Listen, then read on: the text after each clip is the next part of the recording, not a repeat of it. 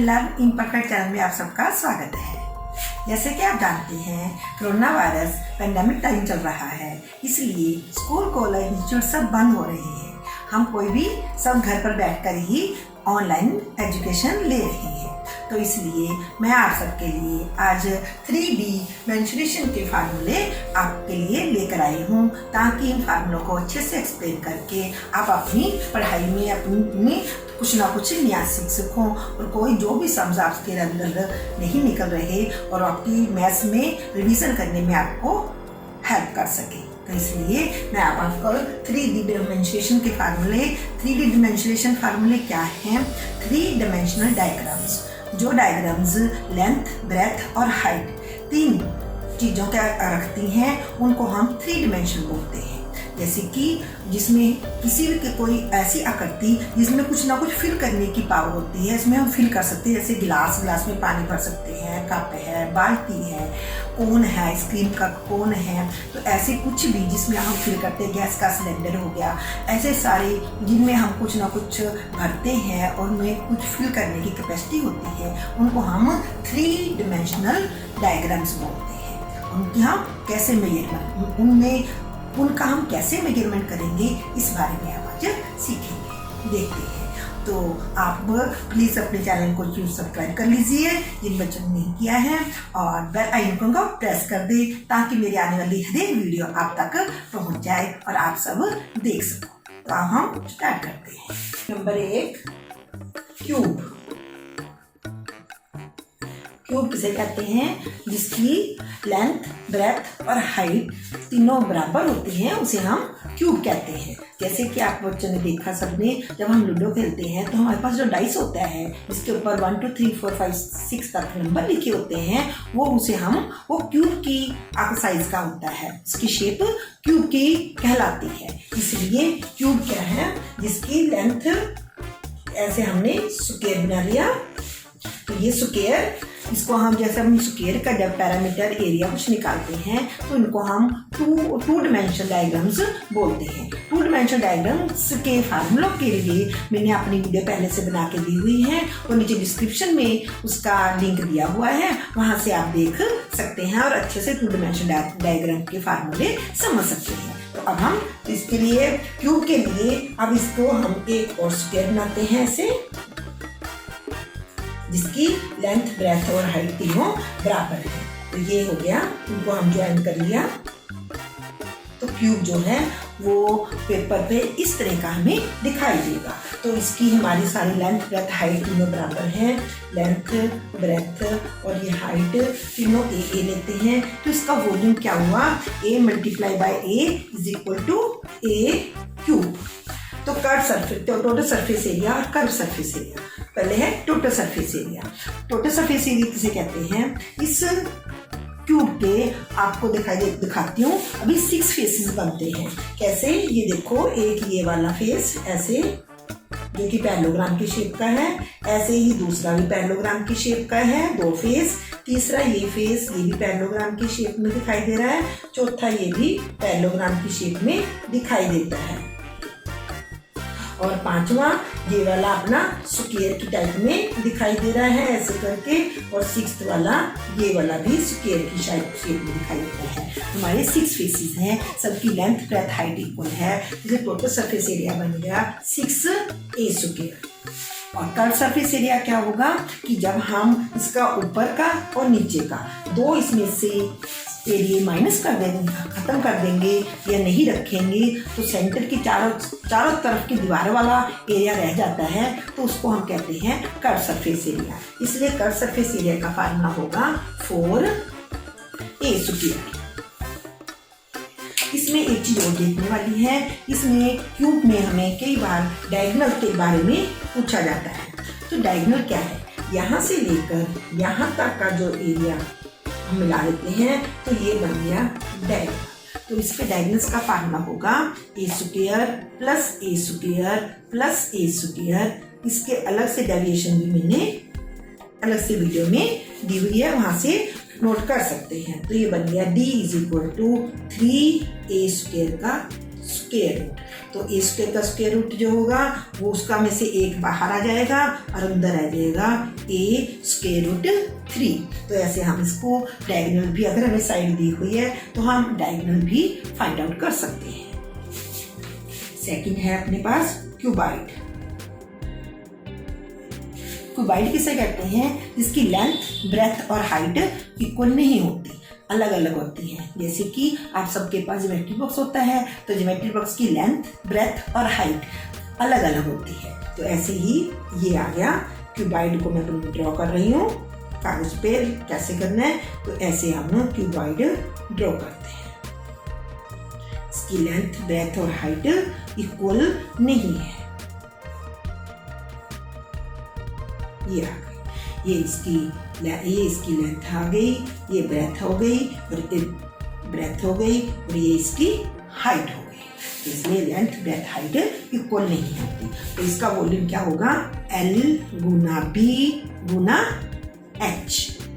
तो इसके भी अब टोटल सरफेस एरिया में इसके भी 6 फेसेस बनते हैं। ये देखो, एक ये वाला जब इसमें लेते हैं तो इसमें हमारा हाइट और ब्रेथ और हाइट आ जाती है, और इसमें हम लेते हैं तो लेंथ और हाइट आ जाती है। इसमें हमारा ब्रेथ और हाइट आ गई। तो इसलिए इसका टोटल सरफेस एरिया बन जाएगा 2LB plus BH plus HL।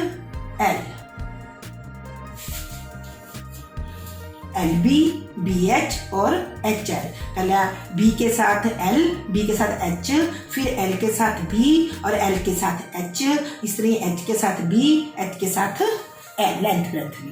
तो ये हमारा हो गया टोटल सरफेस एरिया। इसे ही इसका हम अगर कर्व सरफेस एरिया यहाँ पे स्पेस द्वारा लिख रही हूँ क्योंकि स्पेस कम थी, तो कर्व सरफेस एरिया में भी हमारे ऊपर की तरह, जैसे इसमें हमने लिखा था कि इसमें से ऊपर का और नीचे का हम माइनस कर देंगे, नहीं लेंगे, या इसमें से माइनस कर दें या ले ही ना। ये वाला चीज लेंथ इंटू ब्रेथ, ये माइनस कर देंगे और ऊपर में से इसमें से भी माइनस कर देंगे। तो हमारे पास इसका फार्मूला आएगा 2, लिखना इजी है, 2HL प्लस B, या हम इसको ऐसे भी लिख सकते हैं 2LH प्लस 2BH। यह क्या? 2LH और 2BH।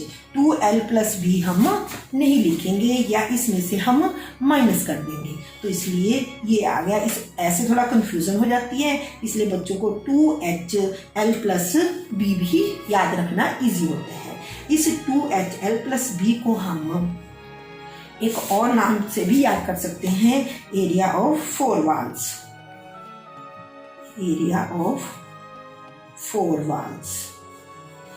हमारे रूम, अगर हम रूम में देखते हैं तो रूम की छत और फर्श को हम अगर एक काउंट ना करें, केवल जैसे हमने सफेद वाइट वॉश करवानी होती है, तो हमने अगर रूफ पे भी नहीं करवानी और फर्श पे तो वाइट वॉश होती ही नहीं है, तो हमारे चारों दीवारों का जो एरिया रह जाता है उस पर हम वाइट वॉश अगर करवाते हैं, तो उसमें ये वाइट वॉश करवाने के लिए जो भी हमारा एरिया बनेगा, कितना एरिया बनता है, उसके बारे में फाइंड आउट करने के लिए भी हम इसी फार्मूले को यूज करते हैं 2HL प्लस B। तो इसका भी हम डायगोनल निकाल सकते हैं। इसका भी डायगोनल यहाँ से लेकर यहाँ से यहाँ तक का डायगोनल होगा। तो इस डायगोनल का फार्मूला भी इसी तरह होगा, L square plus B square plus H square का स्क्वायर। कई बार हमें क्यूबाइड का डायगोनल को फाइंड आउट करने के लिए भी पूछा जाता है। तो ये हमारा डायगोनल का फार्मूला है, L square plus B square plus H square का स्क्वायर। नेक्स्ट थर्ड है सिलेंडर।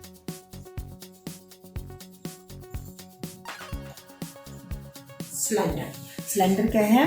तो सिलेंडर, हम बच्चे सब जैसे गैस सिलेंडर का हम सबको ही पता है, जो गैस सिलेंडर जिस शेप का होता है उसको हम सिलेंडर बोलते हैं। तो इसके ऊपर भी एक रेडियस होता है, एक सर्कल होता है, और इसके नीचे भी एक सर्कल होता है, तो उसको हम बोलते हैं सिलेंडर।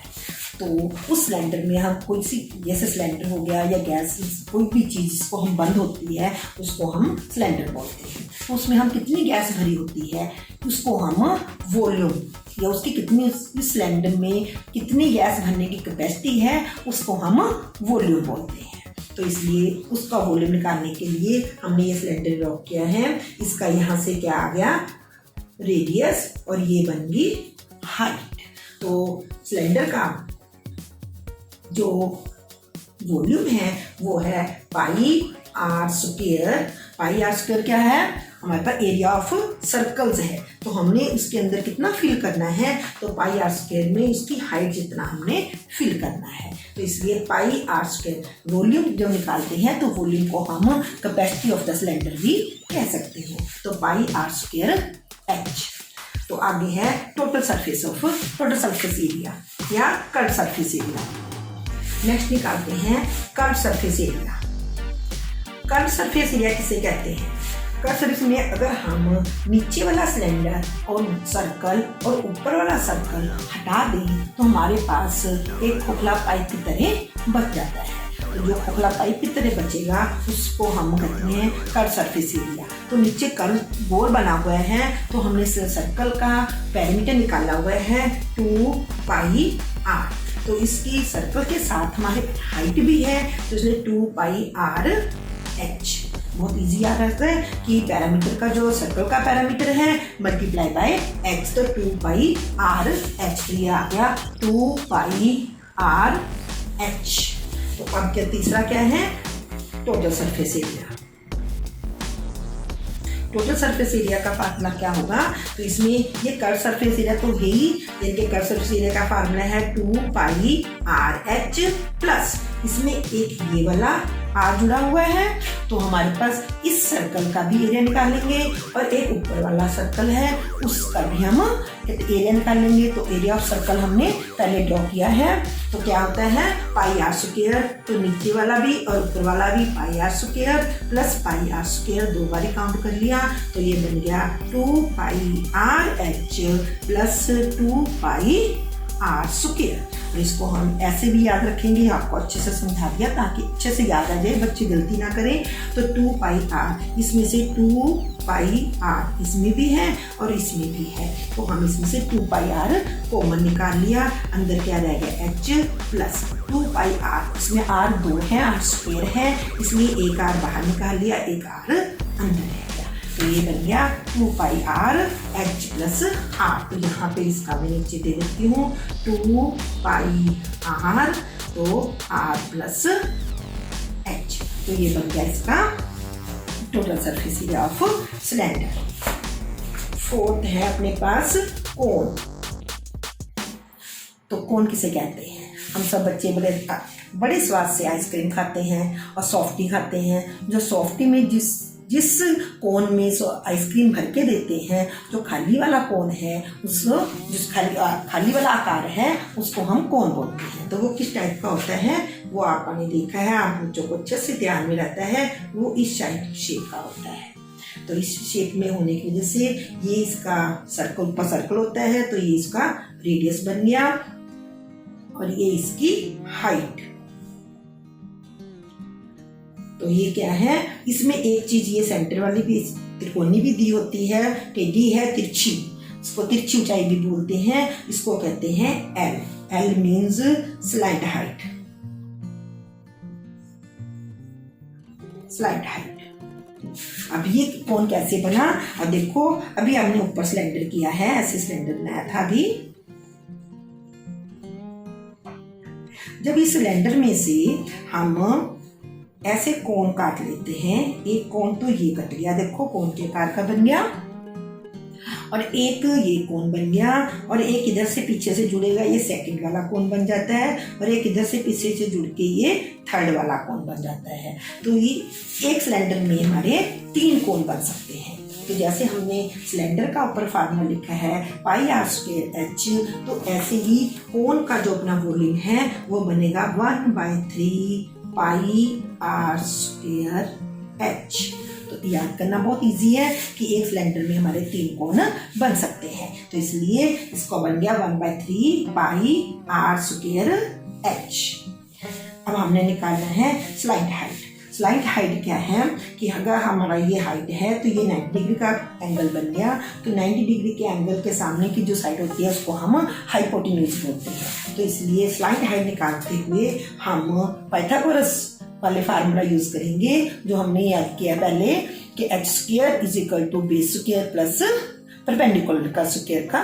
तो इसलिए ये अपना क्या हो गया बेस, ये हो गया परपेंडिकुलर और ये हमारा क्या बन गया हाइपोटेन्यूज। तो इसलिए ये फार्मूला जो हमने करे हैं पहले पाइथागोरस के अनुसार किया है, H square is equal to B square plus P square. तो ऐसे ही इसका एच क्या है यहाँ पर एल है और ये बेस क्या है इसका आर स्क्वायर है और परपेंडिकुलर क्या है एच स्क्वायर है। तो इसका स्क्वायर निकालेंगे तो एच बन गया क्योंकि H is equal to B square plus B square का स्क्वायर रूट होता है। तो इसलिए ये बन गया एल। इसको एल को याद रखते हैं, L is equal to H square plus are square का स्क्वायर रूट है। तो अब हमको देखना है इसका कर्व सरफेस एरिया। तो ये हो गया कर्व सरफेस एरिया का फार्मूला क्या होएगा, कर्व हमने जो इसको बनाने में जितनी इसको मटेरियल लगता है उस कोण को उसको हम बोलते हैं कर्व सरफेस एरिया। तो कर्व सरफेस एरिया ये रहा। तो कर्व सरफेस एरिया का फार्मूला क्या होएगा, पाई आर और एल। ठीक, तो अब रहेगा हमारा total surface area. Total surface area, total surface area में क्या है curve surface area pi r L plus इसके ये वाला सर्कल। तो ये सर्कल का एरिया क्या होता है पाई आर स्क्वायर। तो इसमें ऐड कर देंगे तो ये बन गया pi r L plus pi r square. तो इसको हम सिंप्लीफाई भी कर सकते हैं, पाई आर दोनों में से कॉमन निकल गया, पाई आर यहाँ से रह गया एल और यहाँ से रह गया आर। तो हमारा कर्व टोटल सरफेस एरिया जो ये चल रहा है, तो ये टोटल सरफेस एरिया मैं आपको यहाँ लिख देती हूँ, ये बन गया pi r L plus are. तो ये बन गया अपना total surface area of cone और ये बन गया था हमारा curve surface area of cone pi r L. ये बन गया हमारा वॉल्यूम ऑफ कोन। नेक्स्ट है फिफ्थ स्फीयर। स्फीयर किसे कहते हैं, स्फीयर हमारे कहते हैं गोले को, जैसे हमारी गेंद होती है तो गेंद को हम कहते हैं स्फीयर। वैसे गेंद गोल सर्कल की तरह होती है लेकिन ये अंदर से फिल होती है, भरी हुई होती है। चारों तरफ से इसको काट के तो वो अपना काटेंगे तो अंदर से भी गेंद ही निकलेगी, इसलिए ये इसलिए इसको बोलते हैं सर्कल नहीं कहते स्फीयर। तो इस स्फीयर में ये इसका रेडियस है, तो ये चारों तरफ से गोल होती है तो इसकी हाइट भी रेडियस ही बन जाती है। तो इसलिए वॉल्यूम स्फीयर का वॉल्यूम होता है 4/3 पाई आर क्यूब। इसमें एच नहीं होता, एच भी आ रही है इसलिए इसका वॉल्यूम है 4/3 पाई आर स्क्वायर। तो इसका टोटल सरफेस एरिया और कर्व सरफेस एरिया दोनों ही इक्वल होते हैं। टोटल सरफेस एरिया और कर्व सरफेस एरिया इसके बराबर होते हैं। तो इसके बराबर कितना हो गया 4 पाई आर स्क्वायर, क्योंकि इसमें से हम चारों तरफ से गोल होता है इसलिए हमने पाई आर स्क्वायर सर्कल को 4 बार ही प्लस कर लिया चारों तरफ से, तो बन गया 4 पाई आर स्क्वायर। तो नेक्स्ट है हेमिस्फीयर। हेमिस्फीयर किसे कहते हैं, जो कि हमारी आधा स्फीयर का आधा हिस्सा। तो इसको हम एक कटोरी की शेप में बना होता है ऐसे, ये बन गया आर, इधर भी आर। तो ये ऊपर से गोल ऐसे ऊपर से गोल गोला पोर्शन अपना कट कर दिया हमने, तो ये बन गया हेमिस्फीयर।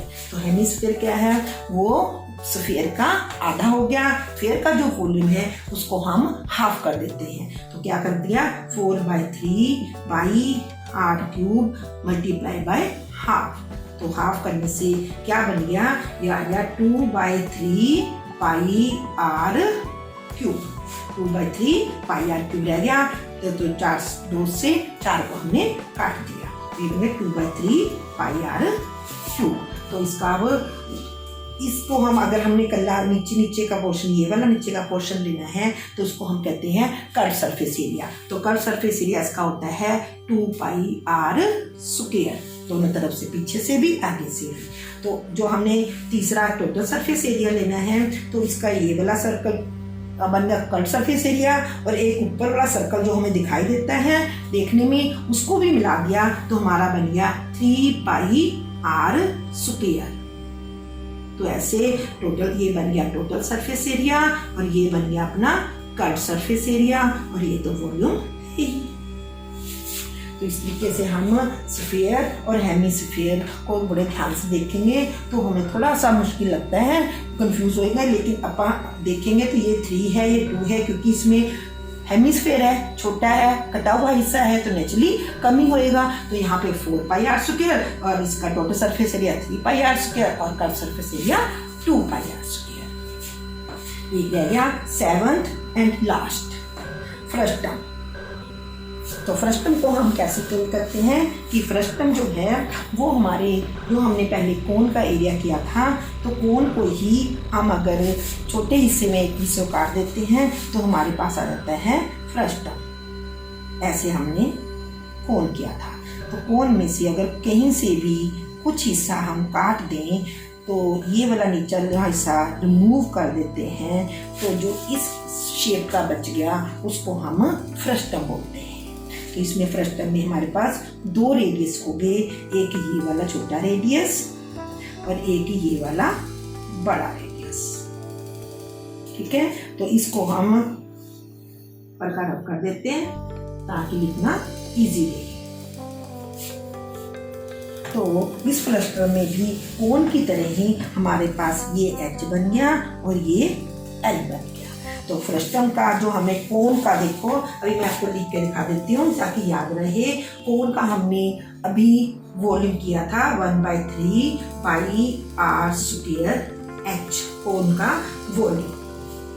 तो फ्रस्टम का जो वॉल्यूम है,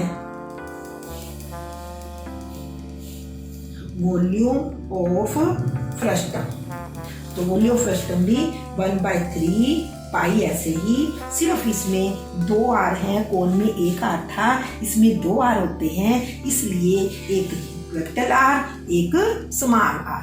तो इसमें आ गया capital R² plus small R² into h. तो यह 1/3π capital R² plus small R² H, यानी कि इसमें से इस छोटे वाले आर में ही अगर हम 1/3πr²h ऐड कर लेते हैं तो हमारे पास ये नीचे आ गया 1/3π और h बाहर निकाल लिया, अंदर से बच गया यहाँ से कैपिटल R, यहाँ से small r, 1/3πr² plus capital R² plus small R² into h। तो ये बन गया हमारा वॉल्यूम ऑफ फ्रस्टम। ये आ गया फ्रस्टम, मैं आपको यहाँ दिखा देती हूँ ताकि अच्छे से आप नोट कर लो कॉपी पर। तो ये अपना आ गया कैपिटल आर, ये आ गया स्मॉल आर, ये एल और ये अपनी बन गई एच। तो वॉल्यूम अभी निकाला हमने 1/3π capital R² plus small R² into h.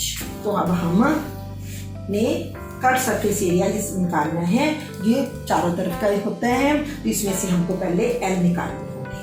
तो एल निकालने के लिए हमको फार्मूला याद रखना है, जैसे हमने पहले याद किया था कि ये h² प्लस इसमें आएगा r माइनस स्मॉल r का स्क्वायर। क्यों? क्योंकि ये देखो यहाँ से अगर हम यहाँ ड्रा करते हैं ऐसे करके, तो ये वाला r, ये छोटे वाला जो पोर्शन बच जाता है वो r माइनस r बच गया, ये पूरा r था, ये छोटे वाला r है, तो ये बन गया capital R minus small r।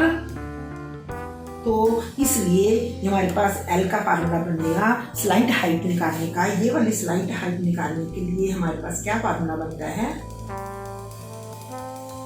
h² plus capital R minus small r का स्क्वायर रूट।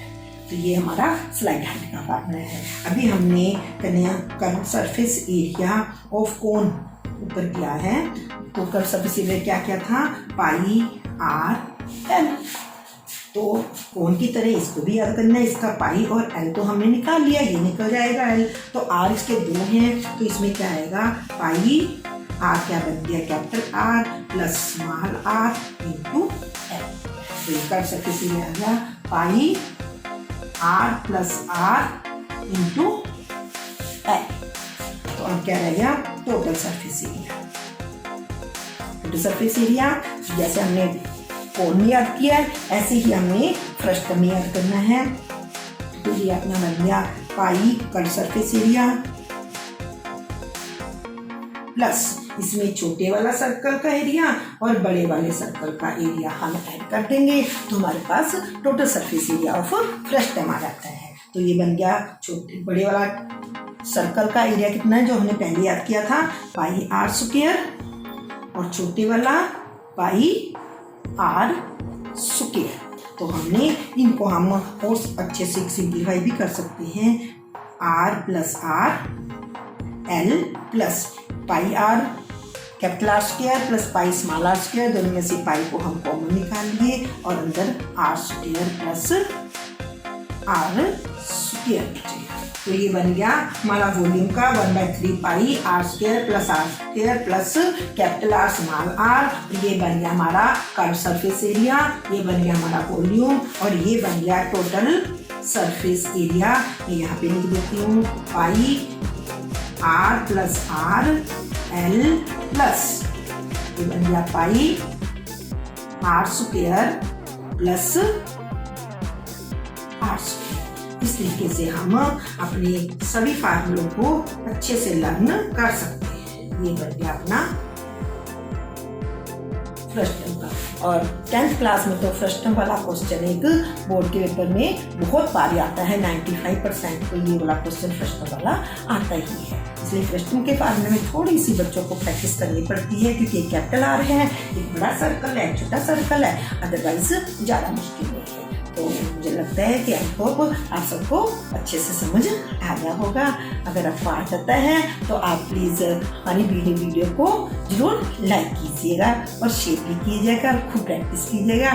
फिर भी अगर आपको कोई प्रॉब्लम लगती है तो नीचे कमेंट सेक्शन में जाकर आप मुझे कमेंट लिख कर बताइएगा तो उस प्रॉब्लम को अच्छे से सॉल्व किया जा सकता है। Thank you so much.